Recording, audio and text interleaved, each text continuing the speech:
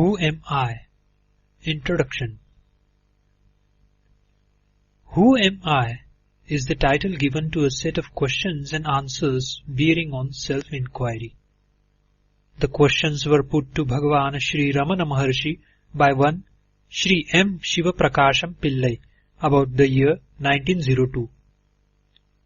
Shri Pillai, a graduate in philosophy, was at the time employed in the revenue department of the South Arcot Collectorate. During his visit to Thiruvannamalai in 1902 on official work, he went to Virupaksha cave on Arunachala hill and met the master there. He sought from him spiritual guidance and solicited answers to questions relating to self-inquiry.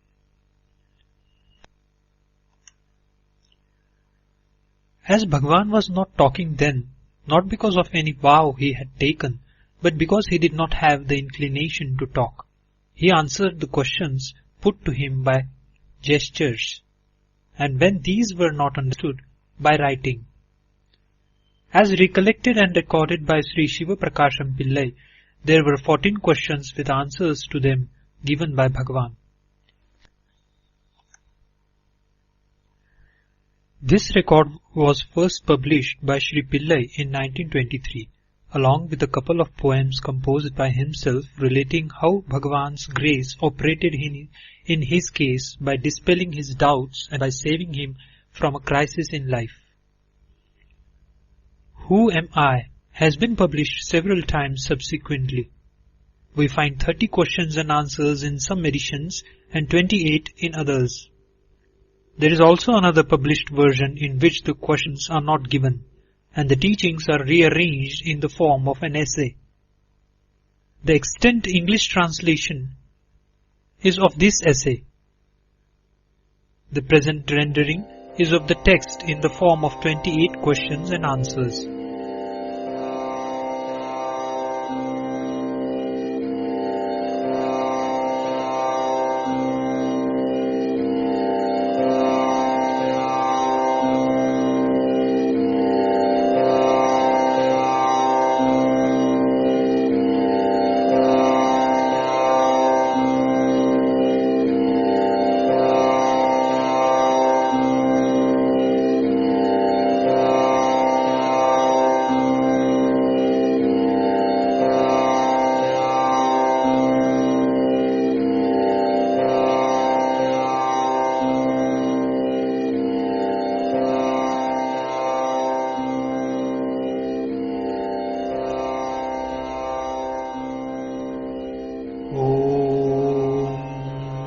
Namo Bhagavate Shri Ramanaya. Who am I? None Yar.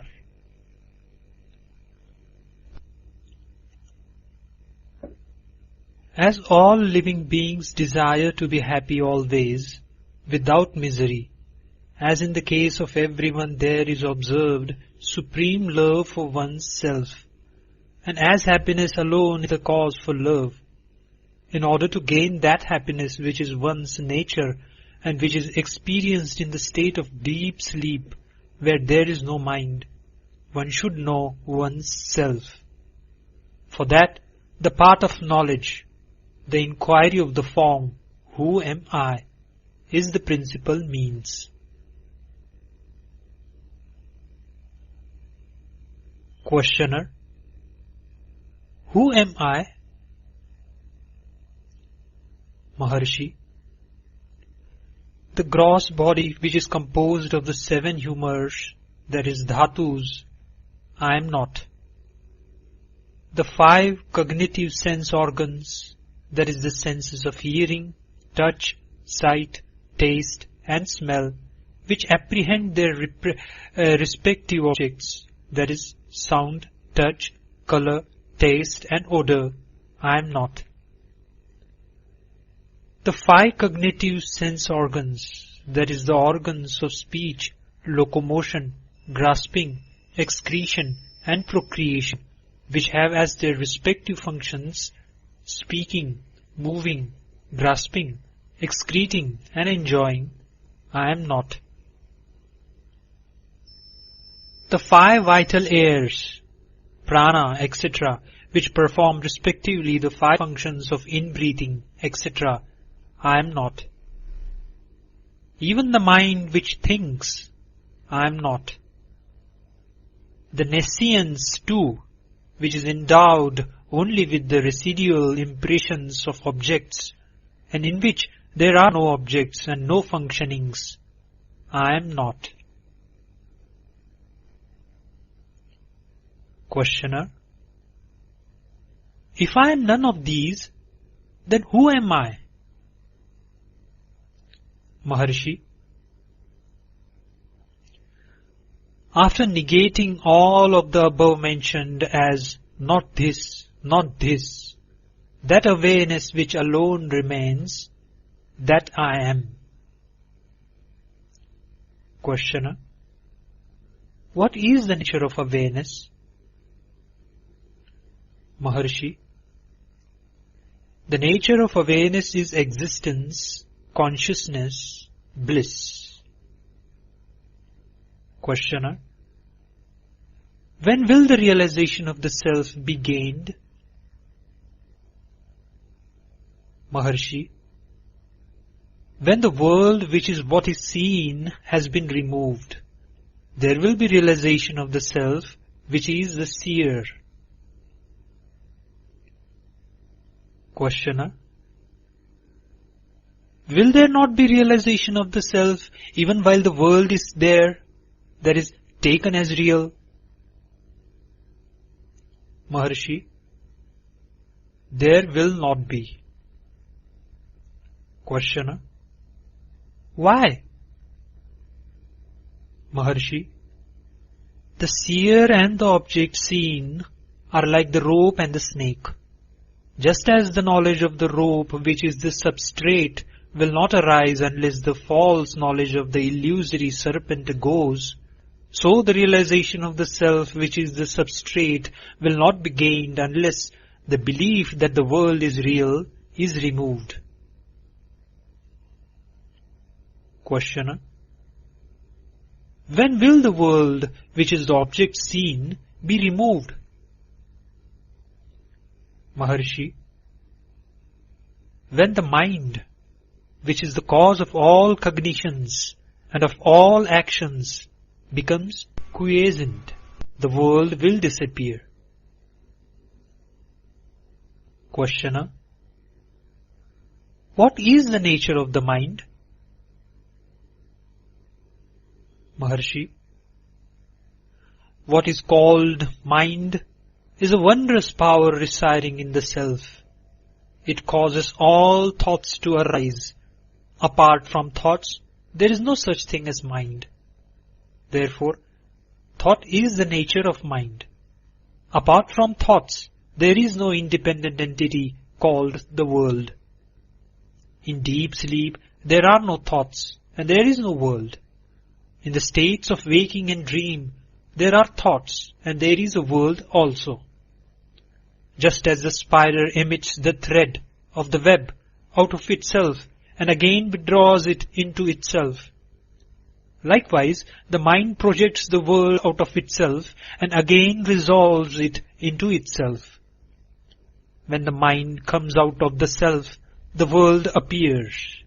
Therefore, when the world appears, that is, to be real, the self does not appear. And when the self appears, the world does not appear. When one persistently inquires into the nature of the mind will end leaving the self.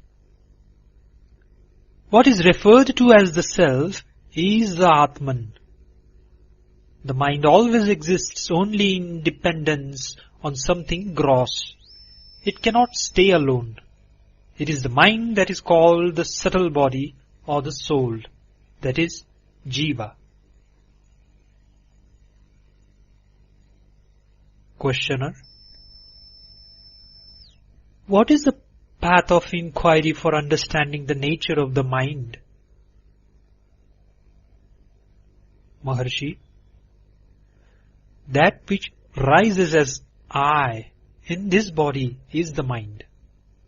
If one inquires as to where in the body the thought I rises first, one would discover that it rises in the heart. That is the place of the mind's origin. Even if one thinks constantly, I, one will be led to that place.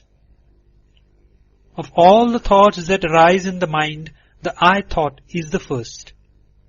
It is only after the rise of this that the other thoughts arise. It is after the appearance of the first personal pronoun that the second and third personal pronouns appear. Without the first personal pronoun, there will not be the second and third. Questioner: how will the mind become quiescent? Maharshi: by the inquiry, who am I? The thought, who am I, will destroy all other thoughts.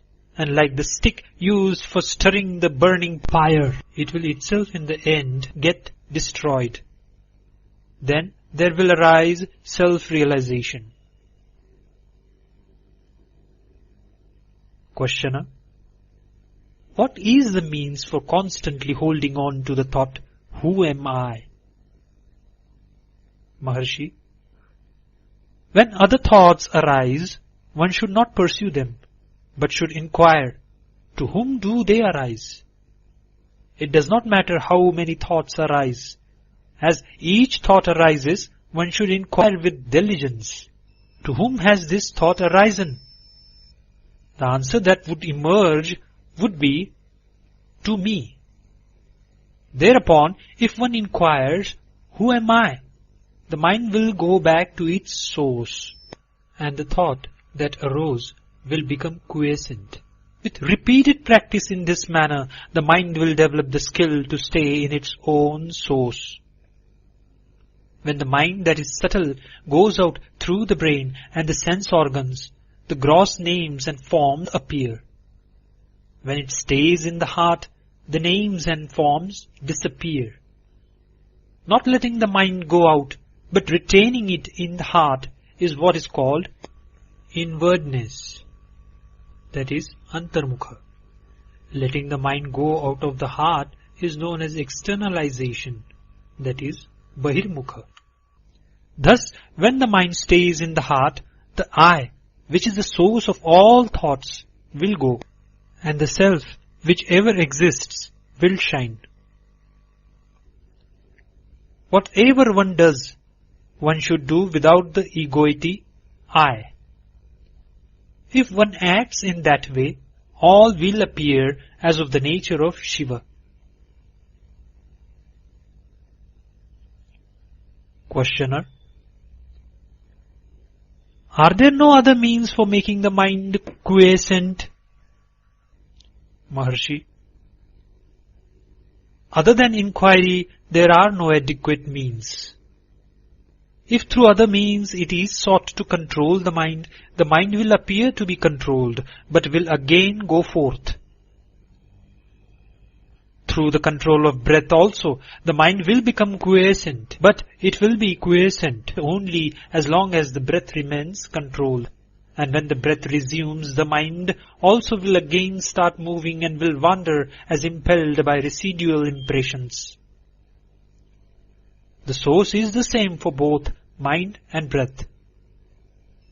Thought, indeed, is the nature of the mind. The thought, I, is the first thought of the mind, and that is egoity. It is from that whence egoity originates, that breath also originates. Therefore, when the mind becomes quiescent, the breath is controlled, and when the breath is controlled, the mind becomes quiescent. But in deep sleep, although the mind becomes quiescent, the breath does not stop. This is because of the will of God, so that the body may be preserved and other people may not be under the impression that it is dead. In the state of waking and in samadhi, when the mind becomes quiescent, the breath is controlled. Breath is the gross form of mind. Till the time of death, the mind keeps breath in the body, and when the body dies, the mind takes the breath along with it. Therefore, the exercise of breath control is only an aid for rendering the mind quiescent, that is, manonigraha. It will not destroy the mind, that is, manonasha. Like the practice of breath control, meditation on the forms of God, repetition of mantras, restriction on food, etc. are but aids for rendering the mind quiescent. Through meditation on the forms of God and through repetition of mantras, the mind becomes one-pointed. The mind will always be wandering. Just as when a chain is given to an elephant to hold in its trunk, it will go along grasping the chain and nothing else. So also when the mind is occupied with the name or form, it will grasp that alone. When the mind expands in the form of countless thoughts, each thought becomes weak.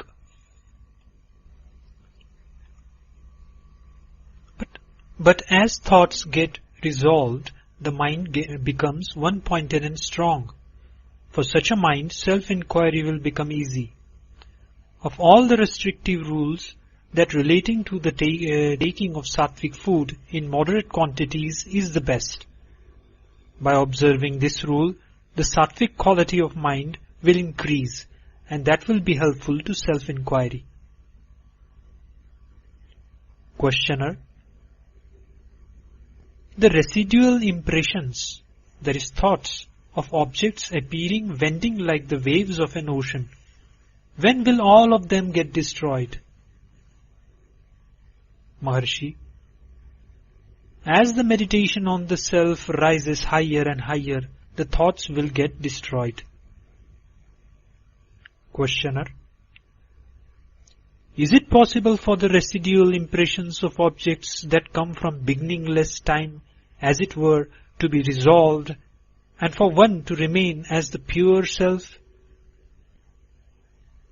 Maharshi: without yielding to the doubt, is it possible or not, one should persistently hold on to the meditation on the self.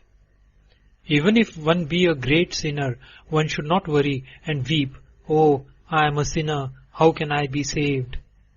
One should completely renounce the thought, "I am a sinner," and concentrate keenly on meditation on the self. Then one would surely succeed. There are not two minds, one good and the other evil. The mind is only one. It is the residual impressions that are of two kinds, auspicious and inauspicious. When the mind is under the influence of auspicious impressions, it is called good. And when it is under the influence of inauspicious impressions, it is regarded as evil. The mind should not be allowed to wander towards worldly objects and what concerns other people. However bad other people may be, one should bear no hatred for them. Both desire and hatred should be eschewed. All that one gives to others, one gives to oneself. If this truth is understood, who will not give to others? When one's self arises, all arises. When one's self becomes quiescent, all becomes quiescent. To the extent we behave with humility, to that extent there will result good. If the mind is rendered quiescent, one may live anywhere. Questioner: how long should inquiry be practiced? Maharshi: as long as there are impressions of objects in the mind, so long the inquiry, "Who am I?" is required. As thoughts arise, they should be destroyed then and there in the very place of their origin, through inquiry. If one resorts to contemplation of the self unintermittently until the self is gained, that alone would do. As long as there are enemies within the fortress, they will continue to sally forth. If they are destroyed as they emerge, the fortress will fall into our hands. Questioner: what is the nature of the self? Maharshi: what exists in truth is the self alone. The world, the individual soul, and God are appearances in it. Like silver in mother of pearl, these three appear at the same time and disappear at the same time. The self is that where there is absolutely no I, thought. That is called silence. The self itself is the world. The self itself is I. The self itself is God. All is Shiva, the self. Questioner: is not everything the work of God? Maharshi: without desire, resolve, or effort, the sun rises, and in its mere presence the sunstone emits fire. The lotus blooms, water evaporates, people perform their various functions and then rest. Just as in the presence of the magnet the needle moves, it is by virtue of the mere presence of God that the souls governed by the three cosmic functions or the fivefold divine activity perform their actions and then rest, in accordance with their respective karmas. God has no resolve, no karma attaches itself to him. That is like worldly actions not affecting the sun, or like the merits and demerits of the other four elements not affecting all pervading space. Questioner: of the devotees, who is the greatest? Maharshi: he who gives himself up to the self, that is God, is the most excellent devotee. Giving one's self up to God means remaining constantly in the self without giving room for the rise of any thoughts other than that of the self. Whatever burdens are thrown on God, he bears them. Since the supreme power of God makes all things move, why should we, without submitting ourselves to it, constantly worry ourselves with thoughts as to what should be done and how, and what should not be done and how not? We know that the train carries all loads. So after getting on it, why should we carry our small luggage on our head to our discomfort, instead of putting it down in the train and feeling at ease? Questioner: what is non-attachment? Maharshi: as thoughts arise, destroying them utterly without any residue in the very place of their origin is non-attachment. Just as the pearl diver ties a stone to his waist, sinks to the bottom of the sea, and there takes the pearls, so each one of us should be endowed with non-attachment, dive within oneself and obtain the self-pearl. Questioner: is it not possible for God and the Guru to effect the release of a soul? Maharshi: God and the Guru will only show the way to release. They will not by themselves take the soul to the state of release. In truth, God and the Guru are not different. Just as the prey which has fallen into the jaws of a tiger has no escape, so those who have come within the ambit of the Guru's gracious look will be saved by the Guru and will not get lost. Yet, each one should by his own effort pursue the path shown by God or Guru and gain release. One can know oneself only with one's own eyes of knowledge and not with somebody else's. Does he who is Rama require the help of a mirror to know that he is Rama? Questioner: is it necessary for one who longs for release to inquire into the nature of categories, that is tattvas? Maharshi: just as one who wants to throw away garbage has no need to analyze it and see what it is, so one who wants to know the self has no need to count the number of categories or inquire into their characteristics. What he has to do is to reject altogether the categories that hide the self. The world should be considered like a dream. Questioner: is there no difference between waking and dream? Maharshi: waking is long and a dream short. Other than this, there is no difference. Just as waking happenings seem real while awake, so do those in a dream while dreaming. In dream, the mind takes on another body. In both waking and dream states, thoughts, names, and forms occur simultaneously. Questioner: is it any use reading books for those who long for release? Maharshi: all the texts say that in order to gain release one should render the mind quiescent. Therefore their conclusive teaching is that the mind should be rendered quiescent. Once this has been understood, there is no need for endless reading. In order to quieten the mind, one has only to inquire within oneself what oneself is. How could this search be done in books? One should know oneself with one's own eye of wisdom. The self is within the 5 sheaths, but books are outside them.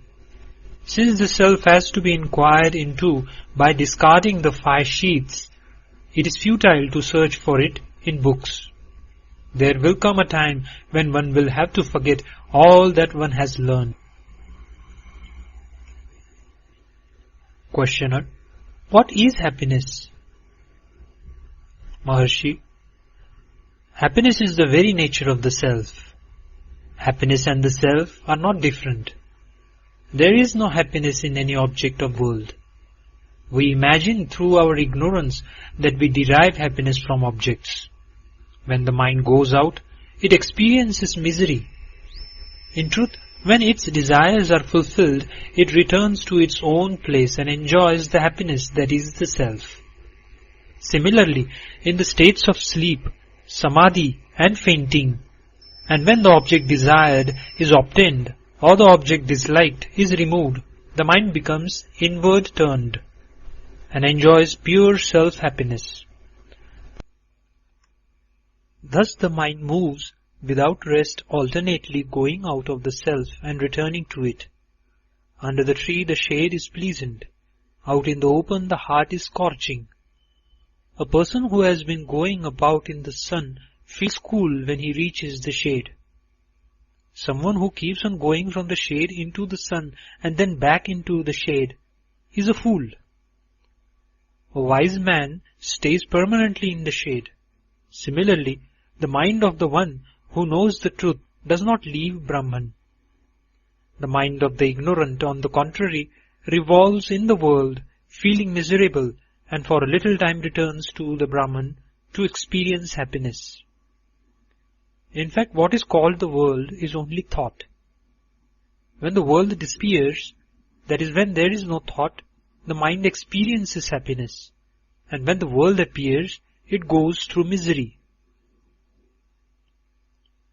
Questioner: what is wisdom insight? That is, Jnana Drishti. Maharshi: remaining quiet is what is called wisdom insight or Jnana Drishti. To remain quiet is to resolve the mind in the self. Telepathy, knowing past, present and future happenings, and clairvoyance do not constitute wisdom insight. Questioner: what is the relation between desirelessness and wisdom? Maharshi: desirelessness is wisdom. The two are not different. They are the same. Desirelessness is refraining from turning the mind toward any object. Wisdom means the appearance of no object. In other words, not seeking what is other than the self is detachment or desirelessness. Not leaving the self is wisdom. Questioner: what is the difference between inquiry and meditation? Maharshi: Inquiry consists in retaining the mind in the self. Meditation consists in thinking that one's self is Brahman, existence, consciousness, bliss. Questioner: what is release? Maharshi: inquiring into the nature of one's self that is in bondage and realizing one's true nature is release. Tat Sat Sri Ramana Arpanamastu.